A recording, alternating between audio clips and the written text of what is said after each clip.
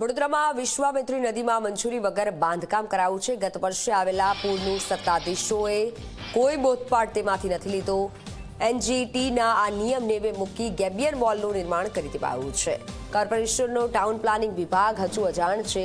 વેમાલીના survey number 226A માં દિવાલનું નિર્માણ કાર્ય છે। ગેબિયન વોલ બનાવતા નદીનો પટ સાંકડો થઈ ગયો। નદીમાં કોઈ પણ કામગીરી કરવા મંજૂરી લેવી પડે છે, તો માલિકની જગ્યા હોય તો પણ 30 મીટર જગ્યા છોડવાનો નિયમ છે।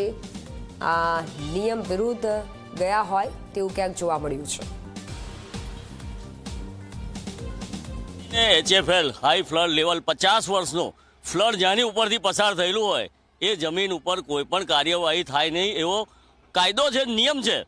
છતાં પણ આજે આ મારી જમીન છે, પોતે જ માપણી કરી, કોઈ પરવાનગી લીધી નથી, ના મ્યુનિસિપલ કોર્પોરેશનની પરવાનગી, ના પર્યાવરણ શાખાની કે ના સિંચાઈ વિભાગની પરવાનગી, અને સીધી તોતિંગ રિટેનિંગ વોલ બાંધી અને દબાણ કરી રહ્યા છે। આ બિલકુલ ફરી પૂરને નોતરી રહ્યા છે અને ફરી 1200 કરોડ તો હજી વપરાયા નથી, પણ જે બી ડિસિલ્ટિંગના 100 કરોડ જેટલા વાપર્યા છે એ બધા પાણીમાં જાય એવા છે। ગઈકાલે જ અમારા એન્જિનિયરશ્રીએ અમને રિપોર્ટ કર્યો હતો કે આવું બાંધકામ ગેબિયનનું થઈ રહ્યું છે। કોર્પોરેશન દ્વારા આ પ્રકારની કોઈ કામગીરી ત્યાં ચાલુ કરેલ નથી। પ્રાઇવેટ જગ્યા છે, ત્યાં પ્રાઇવેટ ઓનર દ્વારા થઈ રહેલું હોવાનું જણાવ્યું છે। ગઈકાલે જ અમે ટાઉન પ્લાનિંગ શાખામાં લેખિતમાં જાણ કરી છે કે આને તપાસ કરી, સ્થળ તપાસ કરી જે પણ કંઈ કાર્યવાહી હોય કરવા માટે જાણ કરેલ છે।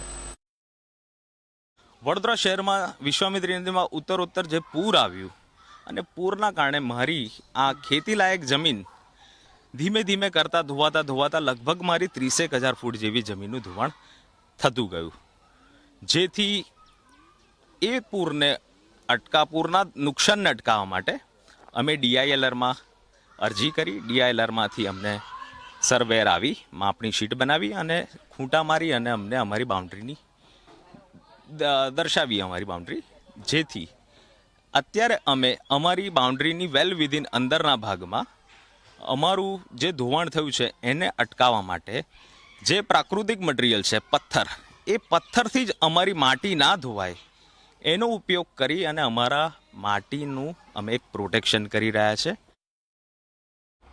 વડોદરા શહેરમાં વિશ્વામિત્રી નદીના કારણે વિનાશક પૂર આવ્યું હતું, ત્યારબાદ સરકાર સફાળી જાગી હતી અને 1200 કરોડનો વિશ્વામિત્રી નદીનો પ્રોજેક્ટ જાહેર કર્યો હતો, જેમાં વિશ્વામિત્રી નદીને ઊંડી અને પહોળી કરીને તેની જે ક્ષમતા છે તે વધારવા માટેના દાવા કરવામાં આવ્યા હતા। પરંતુ આપ જોઈ શકો છો કે આજે પણ જે માલેતુજાર છે, રાજકીય વગ ધરાવતા લોકો છે, તેઓ કઈ રીતના નદીની અંદર જે ગેબિયન વોલ છે તે બનાવી રહ્યા છે। મહત્વની બાબત છે કે નિયમ એવો છે કે નદીથી 30 મીટરનું અંતર છોડ્યા પછી જ કોઈપણ બાંધકામ કે કોઈપણ પ્રકારની કામગીરી કરી શકાય। તેમ છતાં પણ આપ જોઈ શકો છો કે વેમાલી ગામ પાસે જે અહીંયા એક જગ્યા છે કે જ્યાં વિશ્વામિત્રી નદીની અંદર આજે ગેબિયન વોલ છે તે બનાવવાની કામગીરી ચાલુ છે, જેને લઈને વિવાદ થયો છે। જે માહિતી મળી રહી છે કોર્પોરેશનના અધિકારીઓ પાસેથી કે કોઈપણ પ્રકારની મંજૂરી આ ગેબિયન વોલ બનાવવા માટે માલિક તરફથી લેવામાં નથી આવી, અને જો મંજૂરી મળે તો તેને લઈને પણ એક સવાલ ઉઠ્યો છે કે વિશ્વામિત્રી નદીની અંદર આ બાંધકામ કરવાની મંજૂરી કોને આપી? કારણ કે નિયમ એવો છે કે 30 મીટરનું માર્જિન છોડ્યા પછી જ કોઈપણ પ્રકારની બાંધકામ કરી શકાય। ત્યારે એક તરફ નવલાવાલાની કમિટી પ્રમાણે વડોદરા શહેરમાં વિશ્વામિત્રી નદીમાં અને અલગ અલગ જગ્યા પર કામગીરી થઈ રહી છે, અને બીજી તરફ આ જ વિશ્વામિત્રી જે નદી છે ત્યાં વેમાલી ગામ પાસે નાડું બની ગયું તે પ્રકારની સ્થિતિ અહીંયા જોવા મળી રહી છે। સામેની સાઈડ પણ તમે જોઈ શકો છો કે નદીની અંદર જે વોલ છે તે બનાવી દેવામાં આવી છે, અને હવે અહીંયા એક રાજકીય વગ ધરાવતા જે મોટા વ્યક્તિ છે તેમના કુટુંબીજનો દ્વારા આ ગેબિયન વોલ છે તે બનાવવાનું કામ બેરોકટોક ચાલી રહ્યું છે, પરંતુ તેને રોકવા માટે કોર્પોરેશનના કોઈ પણ અધિકારીની હિંમત નથી ચાલી રહી, કારણ કે એ મોટા રાજકીય વર્ગ ધરાવતા વ્યક્તિના કુટુંબીજન છે, જેના કારણે તેમની સામે કાર્યવાહી નથી કરવામાં આવી રહી, કામ રોકવામાં નથી આવી રહ્યું।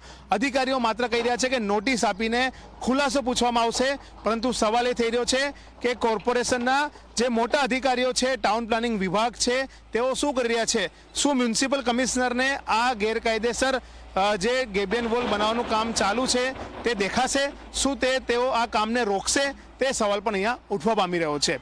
કેમેરા પર્સન મુકુંદ દવેના સાથે રવિ અગ્રવાલ, G24 કલાક, વડોદરા।